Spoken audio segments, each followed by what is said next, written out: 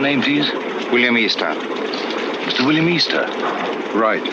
Your passport, please. Do I have to go through this rigmarole every time? Regulation, sir. Beastly nuisance, I call it.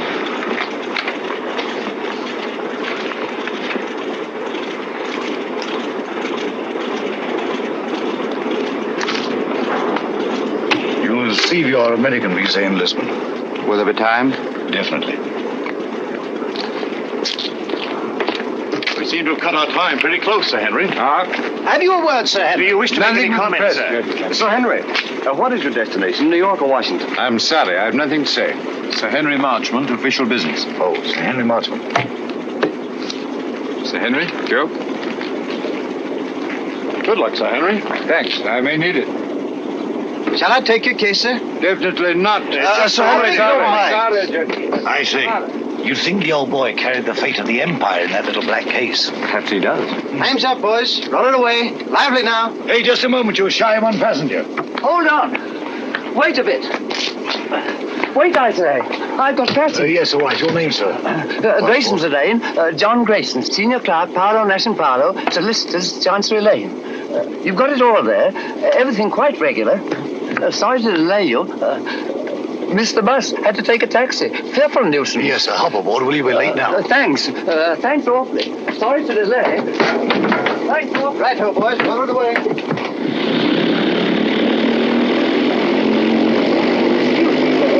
Awfully sorry. Quite all right. No sense of balance. None whatever. Thanks. Clumsy of me. No sense of balance. That's what it is.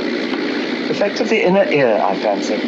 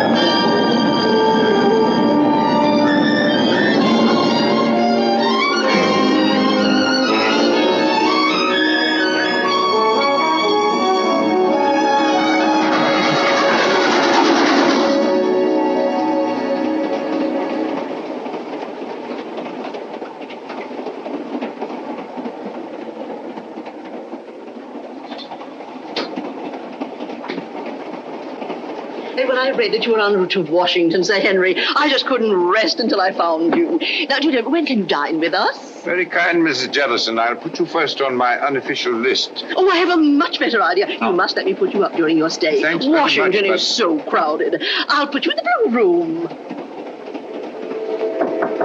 Come in.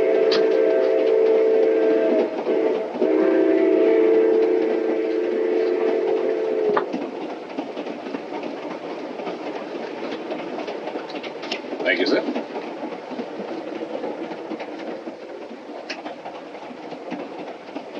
But if Sir Henry isn't the one, who is? I don't know. But the head received a cable from London tipping him off. It's up to us to find the real British agent before this train reaches Washington. Yeah. Whoever's got the document will be protected there. If Sir Henry isn't carrying it, I've got it. Besides Sir Henry and myself, only one man has come all the way from London. A chap called Grayson, John Grayson. Well, then Grayson's our man. Grayson's carrying the document, while Sir Henry's being used as a decoy. it's so old it's new. When Grayson leaves the club car and goes to get his luggage, that's our cue. We know what to do, Easter. Good. That's Grayson standing at the bar. The little fellow.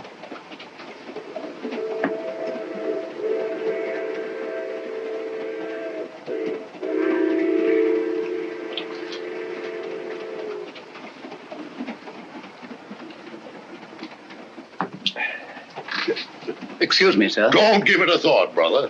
I'm in politics. I'm used to hard knocks. I'm Henry Babcock, Senator Babcock. How do you do? John Grayson. Sit down, Grayson. Have a glass of grape juice from my home state. Used to know a man named Grayson. Mighty fine man. He was murdered. 2 grapes, George. On the fire, sir. This book has got me all confused. I do wish you'd set me straight on the international situation. Rather large order, I'm afraid. Oh, you're so right, Sir Henry. One must take the broader view, I always say.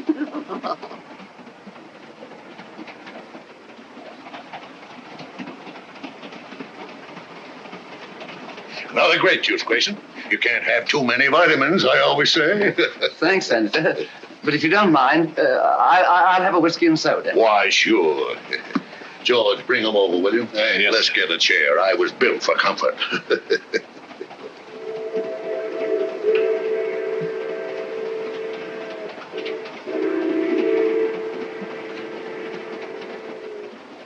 Jolly little beggars. What? Kept some myself as a lad, till Mother got a cat. Shh. Don't say D-A-D. Oh, sorry.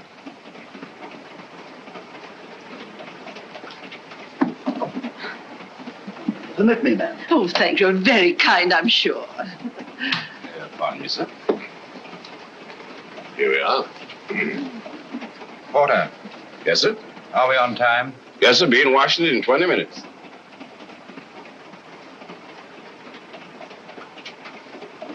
By the way, Grayson, what's your line? Line? Yeah, what business you in? What's your racket? Oh, I represent a London legal firm, Parlow, Nash & Parlow. Barlow. I used to know a man named Barlow. No, it was Marlowe. Couldn't have been the same fella. No, I suppose not. I've been making a tour of my state, getting the opinions of the home folks, taking a lot of their ideas back to Washington. I'd like to hear more of your activities, Senator. Give me your address, sir, and I'll have all my speeches mailed to you. You're quite too kind, sir. Sorry I have no card.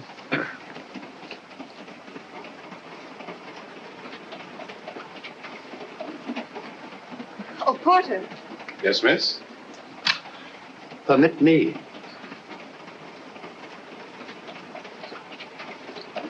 Thank you very much. Not at all. I'll be at this address for the next week or so. I hope. Thank you. I'll get my papers together. Pleasant meeting, my friend. Better look me up in Washington. I'll just get my bag. Thank you. Oh, I forgot to pay George. Excuse me, sir. What's the matter? There's a little blackout. Keep your seat. There's a little blackout. Keep your seat. Mice! Oh, dear. All gone.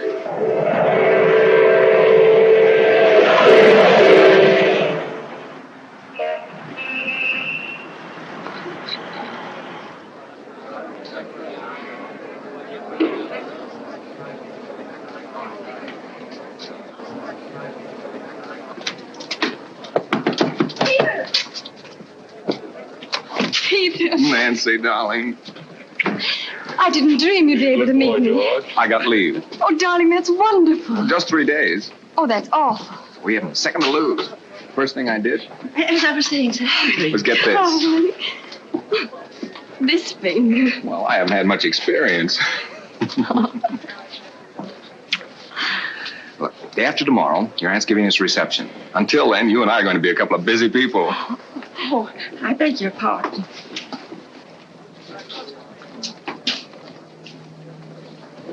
Goodbye. Who's your boyfriend?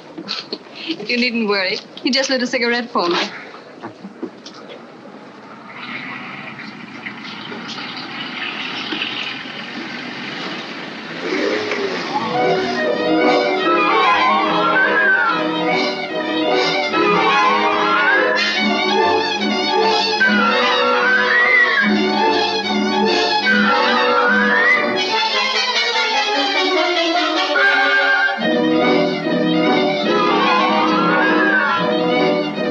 the BBC News Bureau, broadcasting from London. At this time, we present our regular morning summary of the news. A British subject has disappeared under curious circumstances. John Grayson, senior clerk in the firm of Parlow, Nash and Parlow, solicitors, Chancery Lane, has not arrived at his firm's representatives in Washington. Foul play is suspected. Deplorable, simply deplorable. It's the sort of thing that shakes your faith, by Jove. I say, Holmes, shakes your faith in everything. You alarm me, Watson. I've never seen you affected by the news, however startling. Startling, my dear fellow, it's devastating. Seen the scores? The Navy got 428 for 6 wickets against the Army at Lord's. May I draw your attention to the fact that really momentous things are happening in the world today? I know all about that. I'll get to them later on. Excuse me. Mind my egg, old bean. Oh, I'm sorry. With your consuming interest in the game, I'm surprised that you've changed your mind about running up to Lord's cricket ground this afternoon. It can't be helped. I had to put it off. How did you know I changed my mind? Elementary, my dear Watson. Invariably, when you go to a cricket match, you fill your flask with my best whiskey. Just now I noted in passing that the flask was empty. The single whiff informed me that it had been recently filled. Obviously, after filling it, you would pour the contents back into the bottle. Therefore, you had changed your mind about a cricket match. You amaze me, Holmes. You positively amaze me. Come in, Mrs. Hudson. Oh, excuse me, Mr. Holmes. There's a gentleman, and he's very insistent. Well, I do declare he followed me right up the stairs. Didn't I ask you to wait? My good woman, you may ask me to wait, but not the British Empire. Mr. Holmes, I must talk to you immediately. How are you, Mr. Arons? That will be all now, thank you, Mrs. Hudson. My good woman, indeed. Arons? I seem to know that name. Don't tell me, my dear Watson, that you don't recognize Mr. Arons at the Home Office. Oh, yes, of course. I knew you the moment you came in. How are you, Arons? How do you do? Did you see what the Navy did to the Army at Lord's yesterday? All right, Watson, Yes, go yes. on with your breakfast. Bad show. 428, 6 wickets. Oh, Mr. Holmes, I'm here on a matter of the utmost secrecy. I assure you, Mr. Arons, that Dr. Watson is the very soul of discretion. Won't you sit down? By the way, Watson, please be so good as to keep tapping on the table with your knife. Tell me what you will, It will break the wavelengths if by any chance there's a dictograph in the walls. Oh, really? Cigarette? No, thank you. You can stop now, Watson. Well, Mr. Arons, I take it you've called on me in connection with the kidnapping of John Grayson in America last night. Yes. Yes, exactly. Grayson was carrying a document of a very confidential nature. Indeed. Its contents are of such great international importance that I am not at liberty to reveal them. But if that document falls into the hands of the enemy,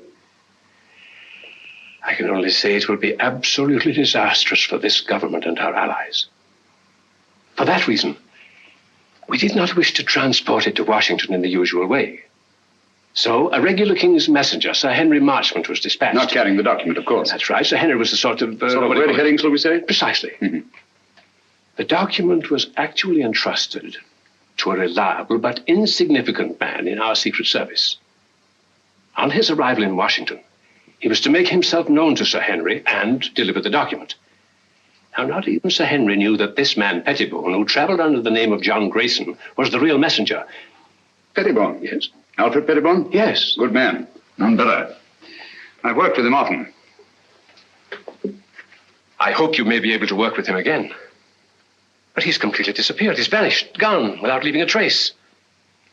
I can see the possibility of serious ramifications in his disappearance. Exactly.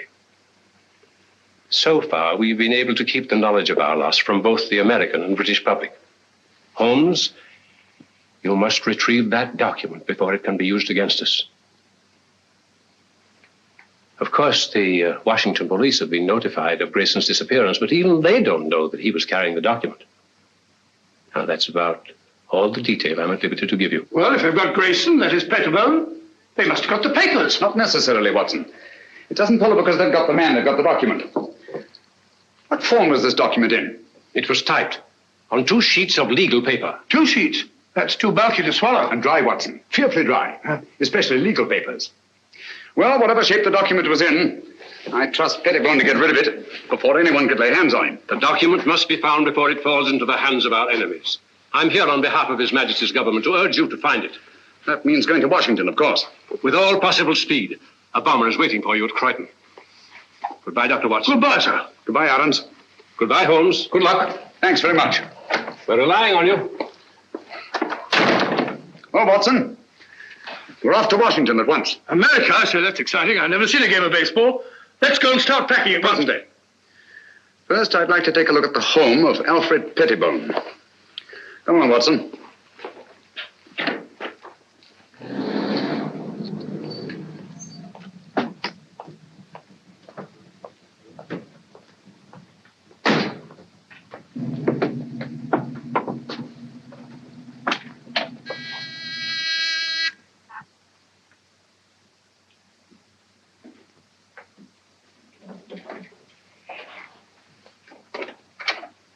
Why, Dr. Watson, what a surprise.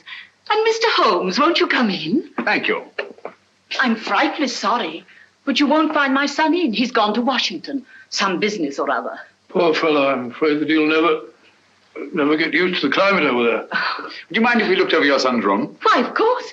It's upstairs. Thank you. Some friends tell me it's very, very muggy, very sticky. I had a letter from Philadelphia the other day. You'll find his room in a dreadful pickle, Mr. Holmes. Quite rich he is, if I as much as put my nose inside. As if I cared anything about his silly old collection.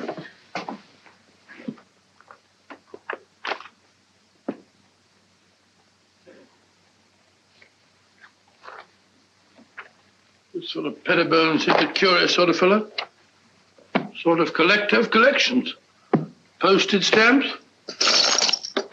Military buttons. Butterfly.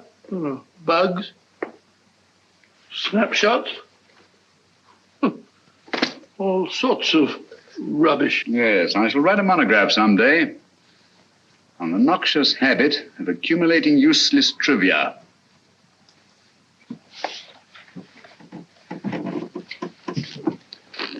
Please be so good as to stop pacing, Watson. You distract me. All right, all right.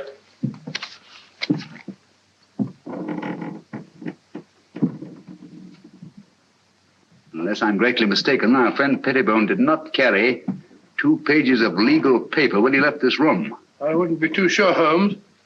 Ashes are deceptive, you know. On the contrary, my dear Watson, the rag used in our official documents leaves an ash that is unmistakable.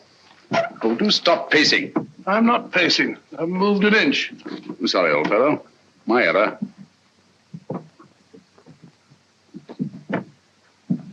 Must be Mrs. Pettibone. Heavy woman, light on her feet. Doesn't follow. Our friend seems to be quite a camera enthusiast. What's this? Cook F1.5. That's a very fast lens. F3.5. Summer. Copying setup. American match folders. That's right. USA. Now, why would Pettibone want American match folders in his work? And a microscope. Most interesting. Oh, what's this? Watson, this microscope was last used for examining microfilm. I'm beginning to see the pattern. Stop now. Did you know that the letters of our soldiers overseas are being photographed on microfilm so that one carrier pigeon can carry the equivalent of 18,000 letters? Well, we had a carrier pigeon in the last war. Back in 1915, belonging to the Brigade Signal Corps. Did you? Yeah, the poor bird kept flying round and round in circles all day long. Found out later on that it was cross-eyed. Tragic thing. Huh? Perfectly true. Where are you going? Huh? Oh, darkroom, huh? This is what I was looking for. Huh? This projector magnifies tremendously anything placed on the slide, like this piece of microfilm. Understand? I can't say I do exactly, no. Wait a minute. I'll show you what he's photographed.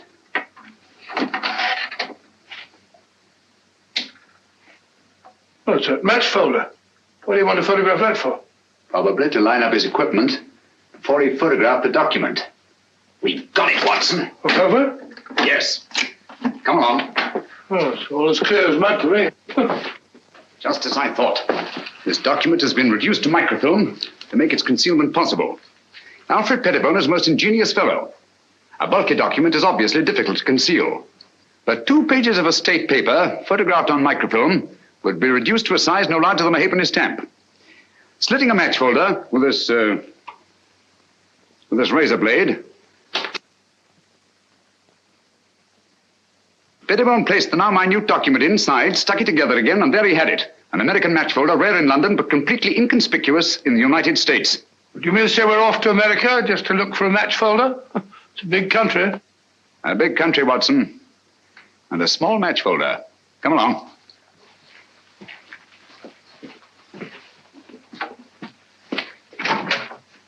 Did you find what you were looking for, Mr. Holmes? Yes, thank you, Mrs. Pettibone. By the by, you haven't been up on the roof in the last 20 minutes, have you? Why, no. What made you think... Well, we distinctly heard footsteps. Nonsense, Watson. It was the house settling. Gracious, yes. Such popping and groaning. We're quite used to it. Thank you. Goodbye, Mr. Holmes. Goodbye, Mrs. Pettibone. Goodbye, Dr. Watson. Goodbye. So sorry you missed Alfred. I'll tell him the minute he gets back. Gets back? Oh, yes, of course. Well, goodbye again, Mrs. Pettibone. Just a minute, Watson.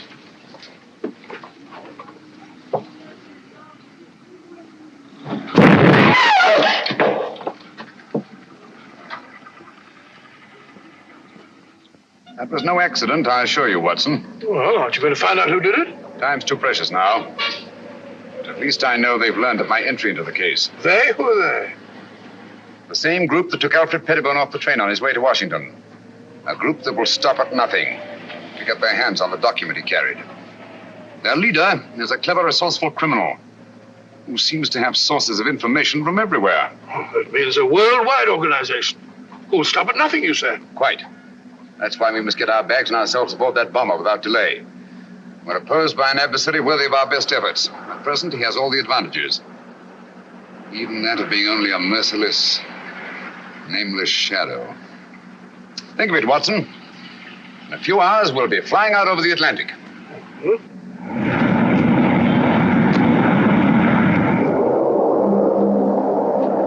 We're flying over New York, sir. New York, eh? Yes, sir. We've been cleared by radio. Non-stop, Washington.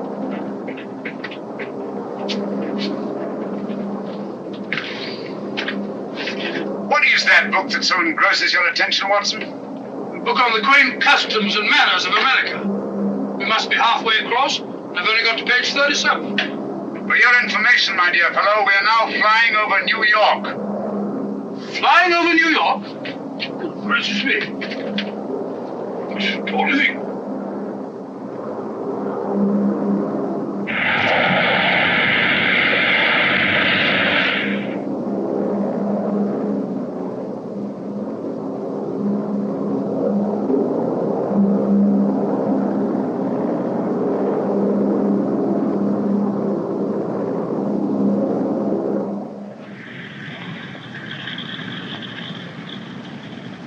This is the embassy car, Mr. Holmes. You're being very helpful, Mr. Lang. Detective Lieutenant Grogan of the Washington Police.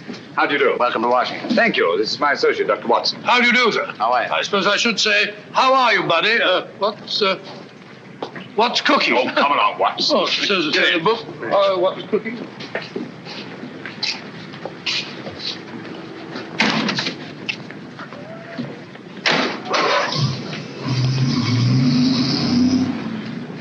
Grogan had charge of investigating the Grayson case for the Washington Police. Any new developments, Grogan? None, Mr. Holmes. We're glad to let you have our complete file. And, of course, we'll cooperate in every way. Thank you. I shall appreciate your help. Especially as I'm unfamiliar with your country. Oh, yes, of course. This is your first visit. Oh, there's the Lincoln Memorial. Most impressive. Oh, by the by, Mr. Lang, thank you for your cablegram. I received it just before I left London. Cable? I sent no cable. About our reservations at the Hotel Metropole. Why, no. We thought you'd stay at the embassy, of course. Look at that. Well, since some strange person has taken such an extraordinary interest in my welfare, I think I shall stay at the Hotel Metropole. Oh, Mr. Holmes, there's the Washington Monument. There's the Capitol, Mr. Holmes.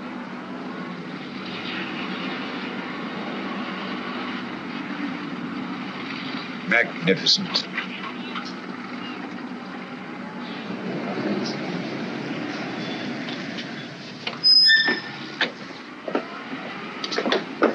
We're expecting you, Mr. Holmes. Thank you. I questioned everybody known to have been in that club car, as a matter of course. Sir Henry Marchmont confirms that Grayson had contact only with the people on this list. Now, he had a drink with Senator Babcock, and he chatted with a Miss Pringle about some mice she had in the cage, and he picked up a book dropped by Mrs. Jellison. Not very much to go on. How many of these people have been attacked already? I've heard about your deductions, Mr. Holmes. Well, Senator Babcock was held up on his way from the station, with nothing taken. Mrs. Jellison's home was ransacked that night. And she found the book that she carried from the train literally torn to bits. That's right. Miss Pringle? Well, Miss Pringle says someone released the mice from the cage during the night sometime, and she found the cage torn apart. What happened to the mice, I wonder? An intriguing line of thought, Watson, but not essential to the case. Mm-hmm. Apparently, Grogan, they're still looking for the document. I'd very much like to have a look at that club car. Well, that'll be easy. I have the car held in a siding in the railroad yards. Good. But we've searched the car thoroughly, Mr. Holmes. We couldn't find a thing. Well,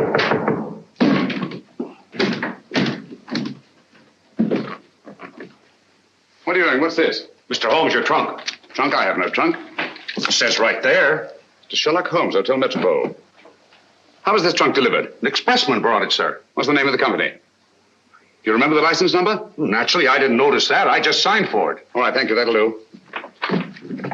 Well, this trunk's not locked.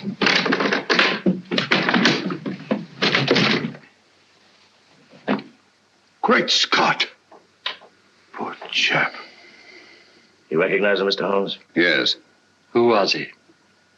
The man we're looking for, John Grayson. His real name is Alfred Pettibone. British Secret Service. Why should they send the body here? Obviously to frighten us. Or to tell us they know that Sherlock Holmes is on the case. Gentlemen, they knew we were on the case as early as their attempt on our lives in London. They're much too intelligent to believe that a corpse would frighten a trained detective. No, I rather think they intend this as a message. And they wanted to be sure that I'd be here at the Hotel Metropole to receive it. Message? What do you mean? They want us to believe that they found the document, and therefore have no further use for Grayson. Well, if that's true, then we're done for. I'm not so sure that it is true, Watson. If they have the document, why are they wasting time sending me this? No, it's an attempt to throw me off the track.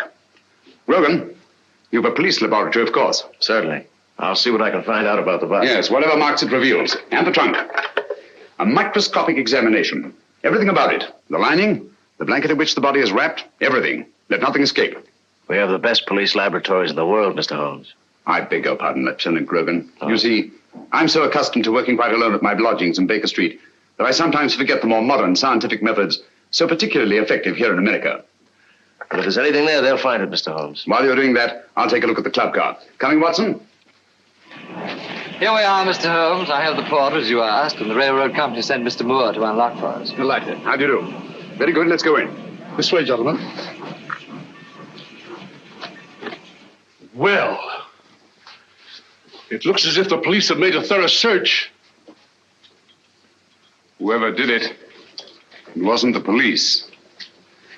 There have been visitors here since our friend Grogan. My goodness, look at our car. Talk about a blitz. I say, Holmes, if Grayson hid anything in this car, it certainly isn't here now. Not necessarily, Watson. If you'll help me put this place in some kind of order. Yes, sir, boss. This would go about here, I imagine. That's it, boss. Yes. And, wait a minute. Oh, yeah, that's certainly more like it. Yes, sir. Thank you. That'll be all. Watson, will you be Mr. Grayson for the moment? Grayson? Oh, if you want me to, old man. What do you want me to do? You're having a drink at the bar. Oh, drink? Oh, that's not a bad idea. Drink at the bar. Bring me a whiskey and soda, will you, Stuart? Stuart? Sorry, Dr. Watson, but the bar's closed. Well, says the bar's closed. According to Grogan's reconstruction of the scene, let me see. Yes. Grayson pauses at the bar while Senator Babcock moves across and sits down here. Do you mind being Senator Babcock for the moment, Watson? Going up in the world. Sit down, please. Now, Miss Pringle is seated there. Over there, Watson.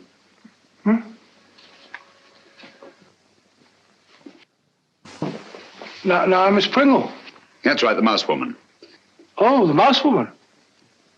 Watson, over here, please. No, not there. Not there. That's Senator Babcock. Oh, pardon me, Senator. Sit down, please. Now you're Mrs. Jellison. Oh, excuse me, Mr. Holmes. He ain't Mrs. Jellison. He's the young lady. What? Sir Henry Marchmont was sitting right here, and Miss Jellison was right here. She's a sort of a big, fat lady. What did Grayson do that attracted your attention so particularly to Mrs. Jellison? The little man, he retrieved her book. And the young lady sitting here, didn't she converse with the little man? No, sir. That young lady didn't have no converse with no one. When the little man lit a cigarette, she ran back and said, "Thank you very much." But you have matches here for your customers. Oh, yes, she called me, and I saw a cigarette, and I knew she wanted a match. And Grayson used one of his own matches. Oh, yes, he took a folder from his coat pocket. Did he put the match folder back in his pocket, or did he give it to the young lady? I don't remember. I was fairly busy. Try to remember. Well, if I should try to doomsday, I couldn't rightly say just what happened to that match folder. Oh, yes. I remember just one important thing. What? When the little man lit her cigarette, he said something very peculiar. What was it? He said, "Permit me." Oh. Well, gentlemen, I'm extremely grateful to all of you. That's all we can do for the present, I think. Since the place was torn to bits after the murder of Grayson, the attacks on Senator Babcock, Mrs. Jellison, and Miss Pringle, I'm convinced that the document left the club car long before these events. But how? By whom? And who was the mysterious young lady whose cigarette Grayson lighted? Did anyone meet the young lady? He sure did. He? Who was he? Tall, handsome, in a uniform. I see. I suppose you wouldn't remember what kind of a uniform. I certainly would. Lieutenant, Navy flyer. My boy's in the Army. He's going to be a flyer, too. Splendid. Did you happen to hear them say anything? Oh, I didn't happen. I just couldn't help hearing it. Mm-hmm. Well, what did they say? Oh, yes, he said he had 3-day leave. They had to move fast before the big party her aunt was giving them. Then, too, he put a ring on her finger, and they both looked mighty happy. Mm-hmm. Just the way you looking right now. And the way I'm looking myself. Come on, Watson. That's the girl. I told the head I could swear to it. Is the address there? All there. Right in our laps. And also right in the lap of Sherlock Holmes. That's the least of our worries. The head could handle 10 like Holmes. I hope so. But don't underrate that Englishman. I have several friends who did. They now grace some of the best prisons in England.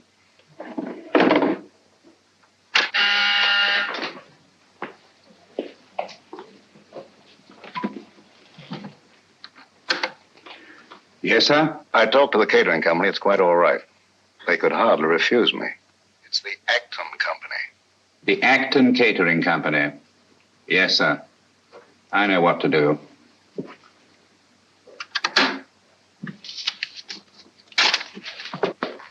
Hop over there. You're going to work for the catering company. Right. When you get in the house, find out all you can. Katie. Yes? You're to go as a guest. Will it be safe? It'll have to be. I'll try and get in the girls' room. Unless you hear from me, carry on as we planned. Flash Gordon. Seems a very capable fellow. Sports pages. These Brooklyn fellows seem to be arguing with the umpire. Story thing. What are you eating, Watson? Gum?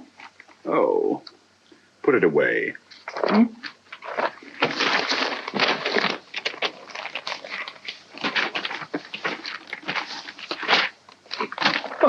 Never seen you take an interest in the society columns before. It's a concern I'll drop at once, I assure you, Watson. You found what you're looking for? Well, how do you know this is the girl? It would be an extraordinary coincidence, wouldn't it? If more than one naval lieutenant in Washington were to become engaged in the last few days to a girl from New York whose aunt was giving them a reception. By Joe, you must be right. She's a pretty girl. Yes.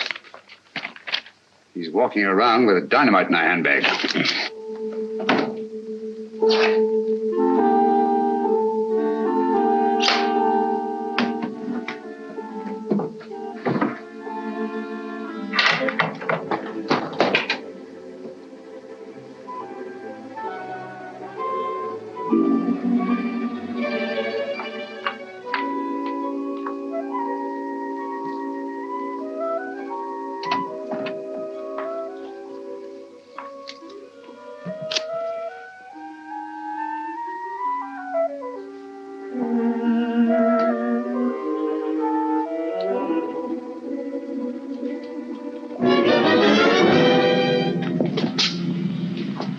.625 Wardlaw Place.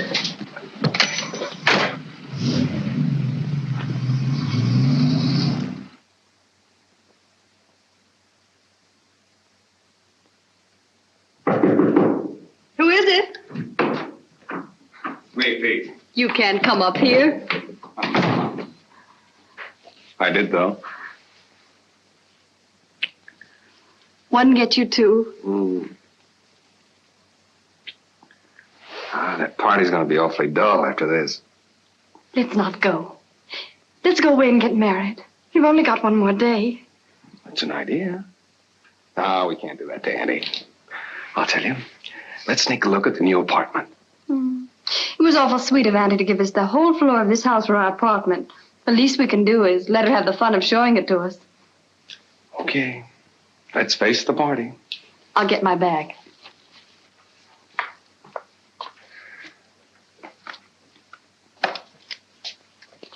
Thank you. Oh, no, you don't. That's the way I got them.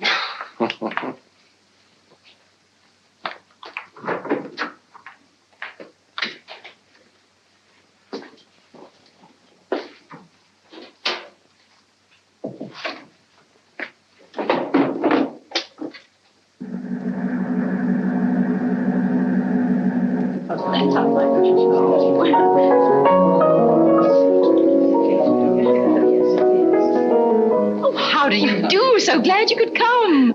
This is Mrs. Oh, dear, what is your name? Ruxton. Of course I know it as well as my own. And this is Mrs. Vale. How do you do? Isn't it? Quite. Oh, of course. Any luck? Not yet. That must be Lieutenant Merriam with Miss Partridge over there. Certainly glad to hear the news, Pete. Congratulations. Well, thank you, Major. Thank you. You're a lucky guy, Pete. I'll see you later. 3rd floor, first door. Right. I'll wait there. You bring him up. Thank you, sir. A toast to the happy couple. A toast. Thank you. Very good. Happy landings. Yeah, well, those certainly. Me too. Thank you. Aren't you happy? You know what I'm doing. Lieutenant Merriam? Telephone, sir. Navy Department calling. Oh, yes. Be right back. Lead on, McDuff. This way, sir. Matches? Match me, darling. Dig them up. Thank you. Oh, Pete, hold it. You can keep them, Major. Oh, thank you.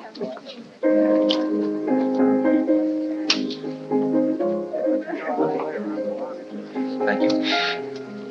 Not for me, thank you. No, thank you. Why up here? They said it was private. There's a phone in here, sir. Hey, it's my new apartment. Miss Partridge didn't want me to see it till after it was finished. Here you are, sir. Quite a smell of paint, sir. In here, sir. Thank you.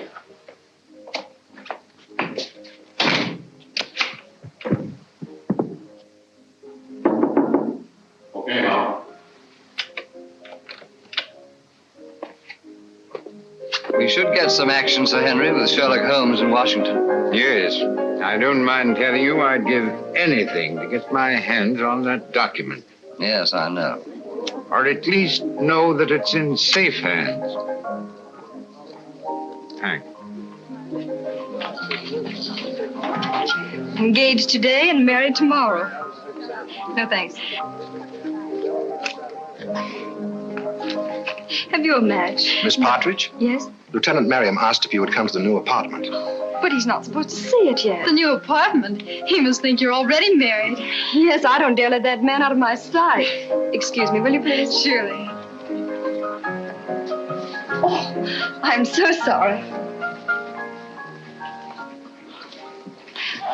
May I? Thank you.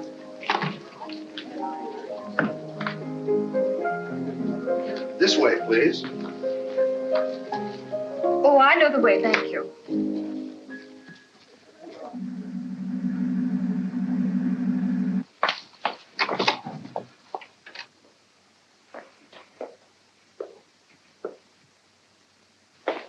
Peter, where are you?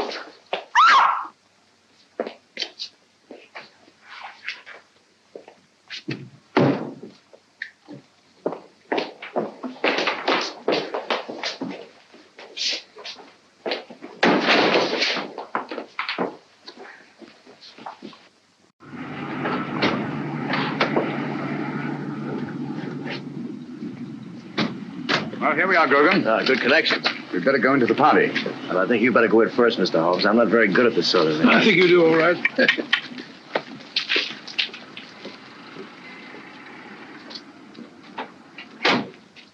The only possible explanation. Mrs. Partridge, forgive my intruding, but is your niece the kind of girl who would just disappear in this manner of her own free will? Well, ordinarily, of course not. But the girl's in love. In love? Well, of course, if they're in love, that's... Even so, they'd naturally tell you of their destination. Really, I've no idea. Oh, but they'll be back here again tomorrow. You see, I prepared an apartment for them, an entire floor in this house. By the by, Mrs. Partridge, I gather the rug you ordered for the apartment was not entirely satisfactory. Oh, those tiresome workmen. I told them not to come in here this afternoon, but they did. And walked out with the rug, which they no doubt informed you had been sent by mistake and would be replaced tomorrow. Yes, but however did you know that? Show me the apartment. Yes, there were 2 rugs there. One for the living room and one for the dining room. Well, your workmen wear rubber soled shoes, do they not? Oh, yes, always. Their company requires them to. Nevertheless, there have been leather heels on this floor. And a woman's heels. Very recently, I should say. Not yours, Mrs. Partridge. But recently enough, so that no dust has had time to settle in the imprints. Stay over there, please.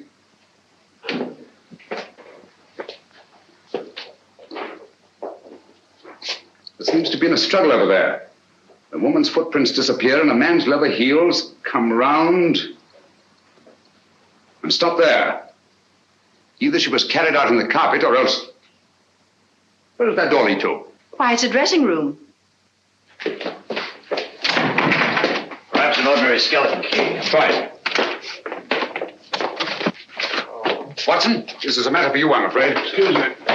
Who is he? Is it Miriam? Peter! Take it easy, Mrs. Partridge. Let the doctor examine him. How is he, Watson? Nasty crack of the head. Nothing serious, thank heavens. Is there somewhere where you can lie down? Of course. Poor Peter. Take him to my room. Yes, I'll put your arm around my neck. That's the don't you? Mr. Holmes, you must find Nancy. Quite. Oh, Peter. That girl disappeared right from under our noses. It's unbelievable. I better try to trace that truck. That won't lead us anywhere. Our antagonist is too clever for that. But the girl must be found immediately. You're sure the police chemists found nothing definite in their examination of the trunk?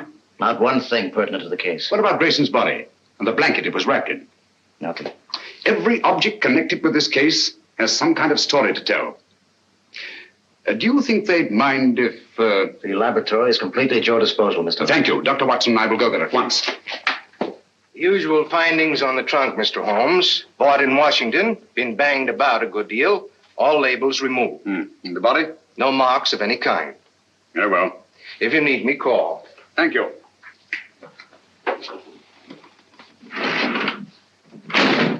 Watson, please.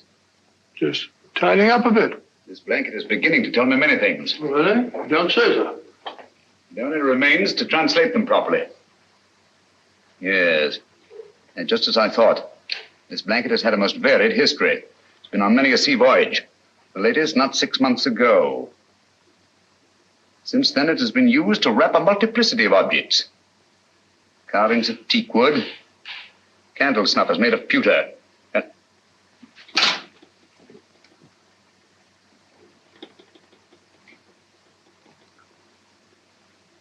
And furniture. Furniture? Yes. Teak wood leaves an unmistakable stain. Pewter rubs off easily.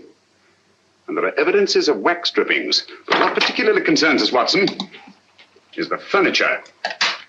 Most likely a chair. Louis the 15th. In yellow and maroon satin. What do all these things suggest to you, Watson? Let me see.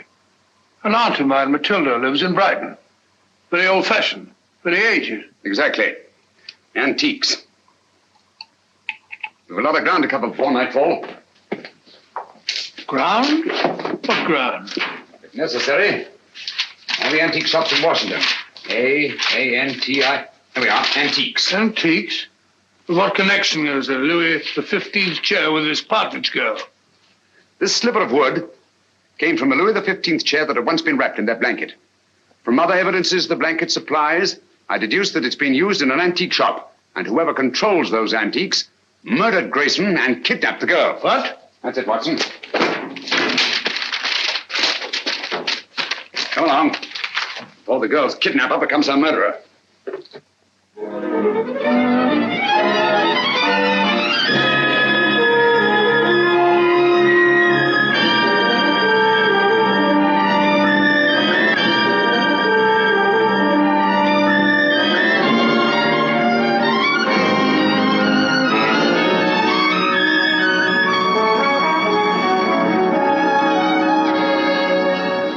I'm fed up with all this shopping for antiques. You must keep searching, Watson. The girl's in grave danger.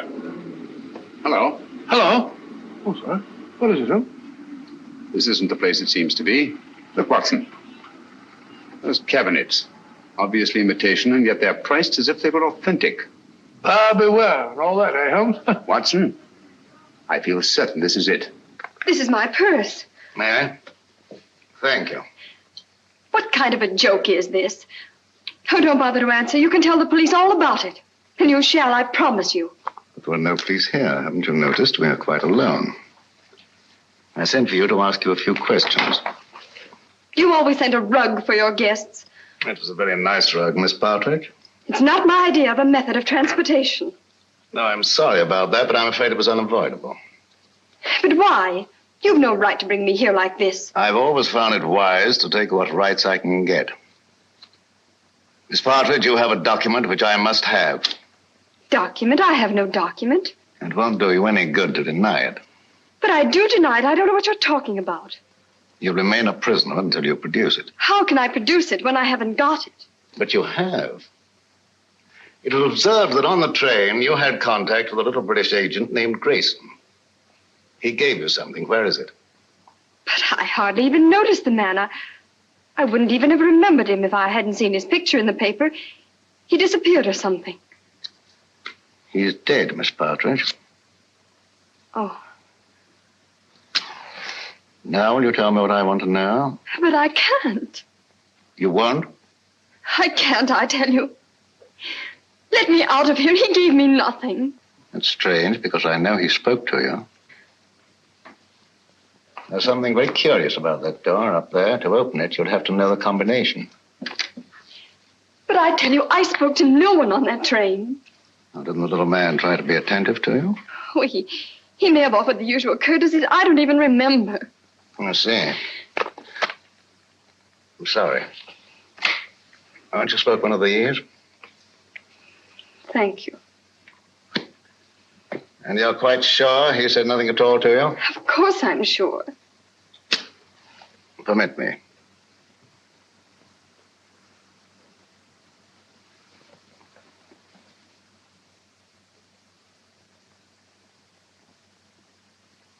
And you're certain that nothing passed between you?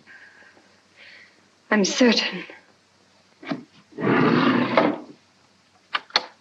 Mr. Howe, please.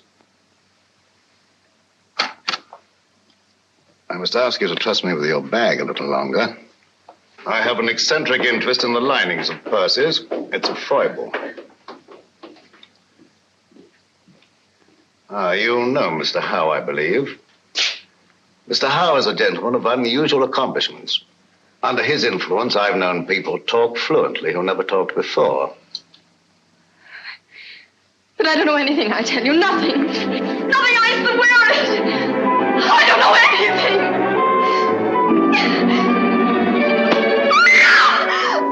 You stay out here.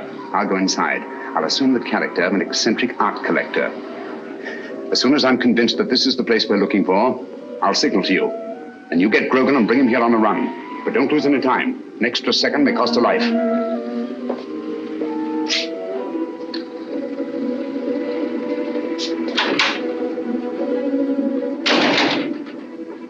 No, madam, I don't know who she is. But notice the modeling. It has good symmetry, good lines. Oh, I'll be right with you, sir. No, thank you. I'll just take a look around.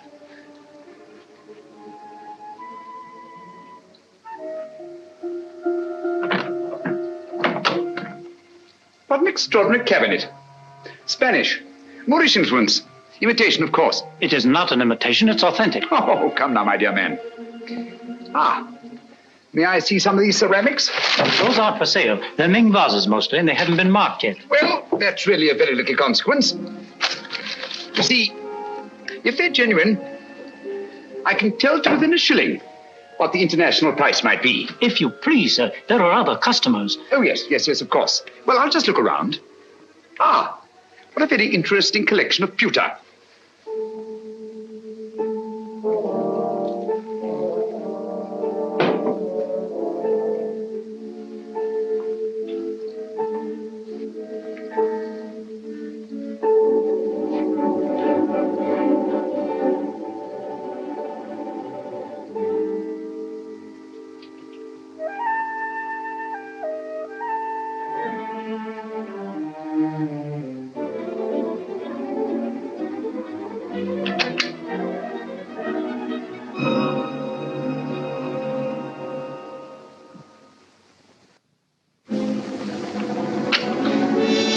That'll be $500. Now, would you just give me the address where you want it sent? Yes, Mrs. J. Wellington, Jr.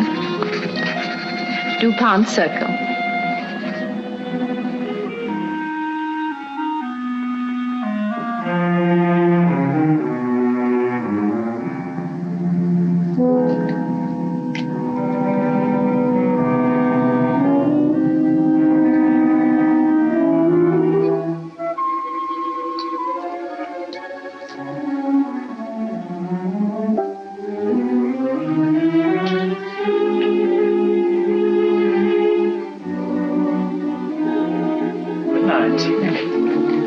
Good night.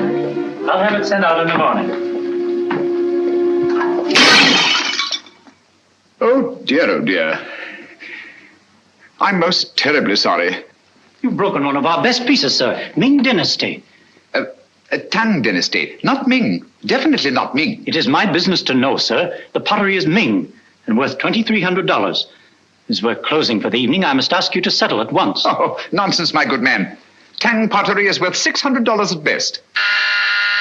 Just a moment, please. Yes, of course. Hello? What's going on up there? A customer dropped a valuable piece of pottery. I'll finish with him immediately. How can you say that it's Ming? 2,300 fiddlesticks. You asked $2,300 for something that's worth no more than $600. I demand to see the proprietor. Now, wait There a are minute, bureaus for the protection of innocent customers.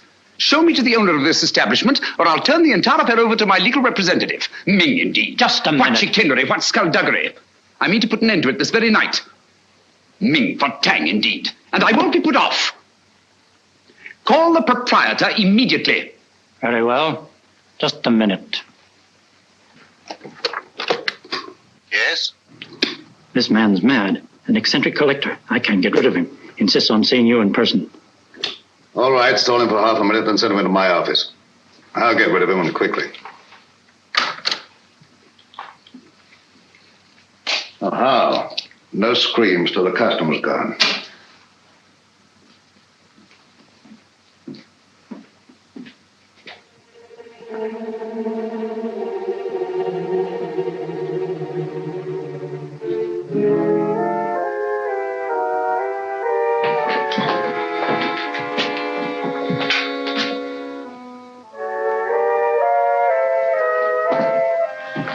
You get downstairs.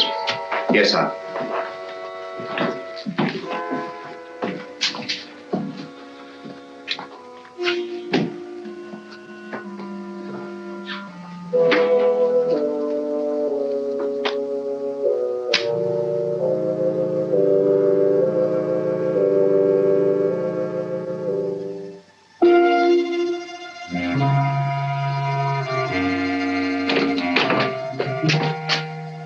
I'm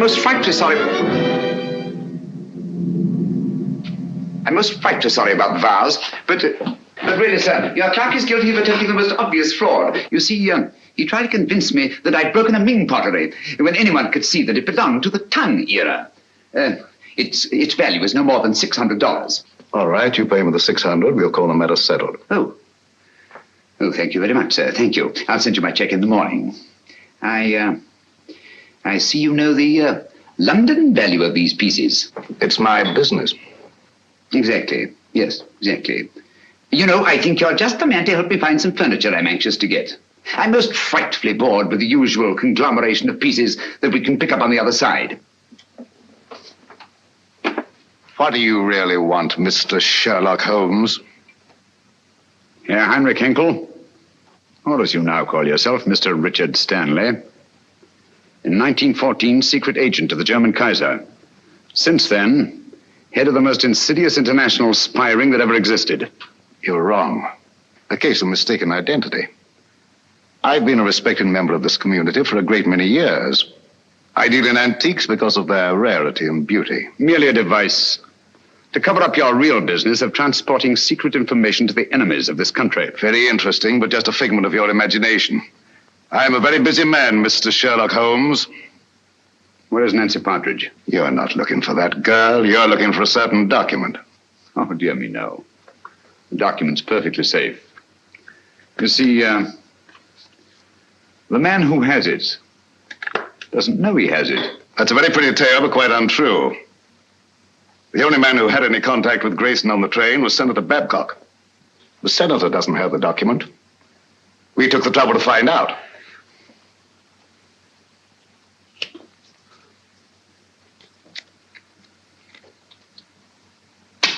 Permit me. Thank you. Perhaps you've been misled by the common notion regarding the shape and bulk of state papers. They might easily have been reduced to a convenient size, you know. Say, a document no larger than a postage stamp. Postage stamp, huh? That's a very interesting theory, but not supported by the facts. And quite beside the point. Where's the girl? She's not here, of course, but you're quite at liberty to look round if you care to. Thank you. I shall do so.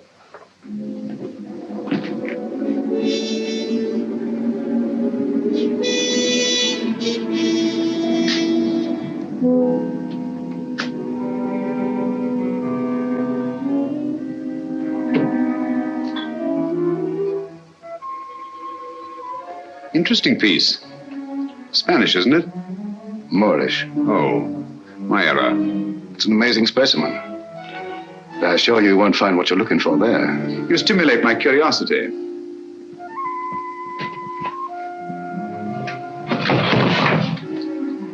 This might be interesting.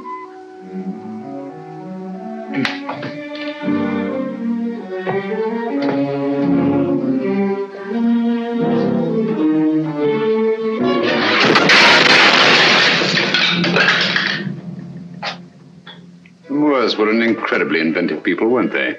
Yes, it was in shocking condition when I got hold of it. But I had it restored. Very lively now, but old-fashioned. If that's the best you can do, Mr. Stanley, I think I may safely examine the rest of the room. Help yourself. Thank you. Take your hand away from that drawer.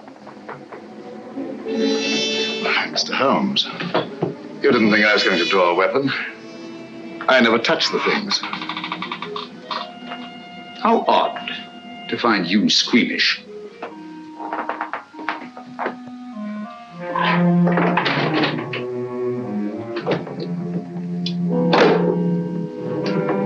That connects only with the shop. You're very quick to say so. And yet a short while ago, I saw two other men in this room. And they didn't go back into the shop, so there must be another exit. And perhaps another room. Yes, Mr. Stanley, what is it? Bring Miss Partridge here at once. Excellent, Holmes. I see your voice hasn't lost its flexibility. My hand hasn't lost its cunning either.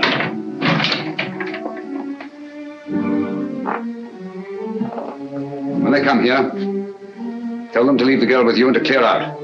You think I'll do that? Yes, you will. You're playing with lives now, Stanley. Not just the girls. Thousands, millions perhaps.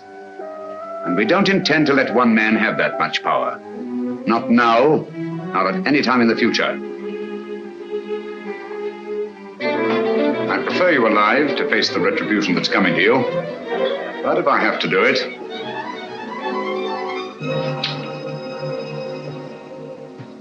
All right, Mr. Holmes. I suppose we must all meet our match sooner or later.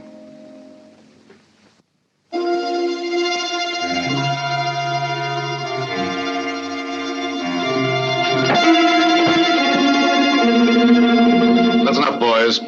Take your hands off him. Well, Mr. Holmes?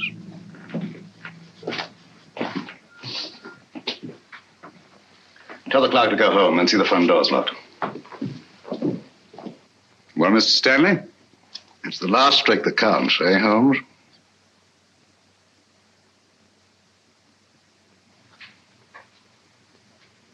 I'll remind you of that later.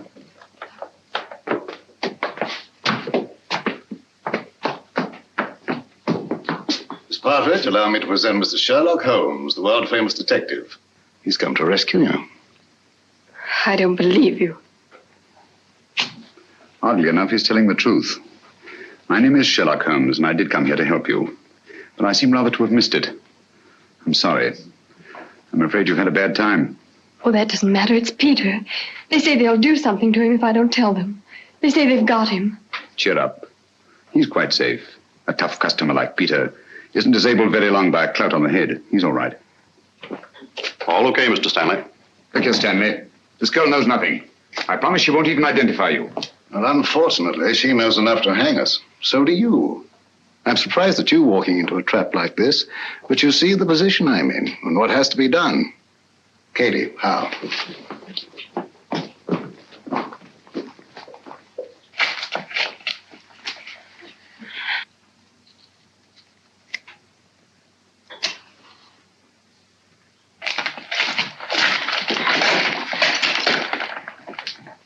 It will give me great pleasure to attend to Mr. Holmes personally. Easter, and the girl's yours.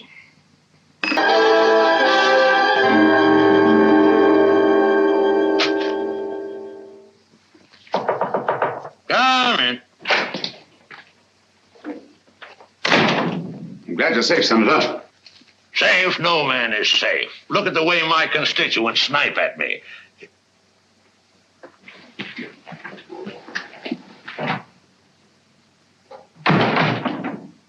I don't recall seeing your face before, stranger. I don't think we've met. Well, that explains it. My name is Sherlock Holmes. Glad to know you, Holmes. What's on your mind? Senator Babcock, I'm here to inform you of grave peril to your life. Richard Stanley, a dangerous criminal, is now on his way here. Richard Stanley? Why, he's the most respectable citizen of Washington, has been for years. What could Stanley possibly want from me? A document. I'm under the stamps of a letter given to you by a chap named Grayson. Grayson? Grayson? Used to know a man. Grayson? Why, that's the fellow disappeared. Say, I got that envelope right here in my wallet. Now, what does Stanley think could be under these stamps? A secret document of grave import. Reduced to microfilm and concealed under these very stamps. Thank you very much, Mr. Holmes. That's just what I wanted to know. I might have missed this microfilm if you hadn't led me to it. I seem to have underestimated your capabilities, Mr. Stanley. Yes, Mr. Holmes. Your famous powers of deduction and observation made you very well in Limehouse or Soho. But here in America, I believe you're out of your depth. If so, the verdict of history will be severe indeed.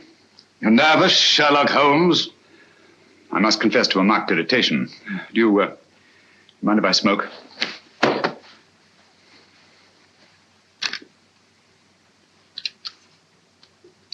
Thank you. The whole course of the world might be changed by your acquisition of the microfilm. Oh, it will be, and for the better. Give you a match. You can keep those. Thank you. And now, if you'll pardon me, Mr. Holmes. Why don't you do something, Holmes, if that thing's so all-fired important? The English senator. Cricket, old boy, always cool in the crisis. The last trick, eh, Holmes? Yes, the last trick.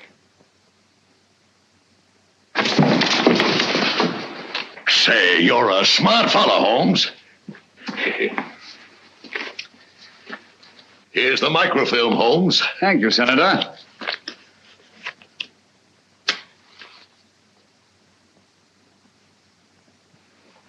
I say, Holmes.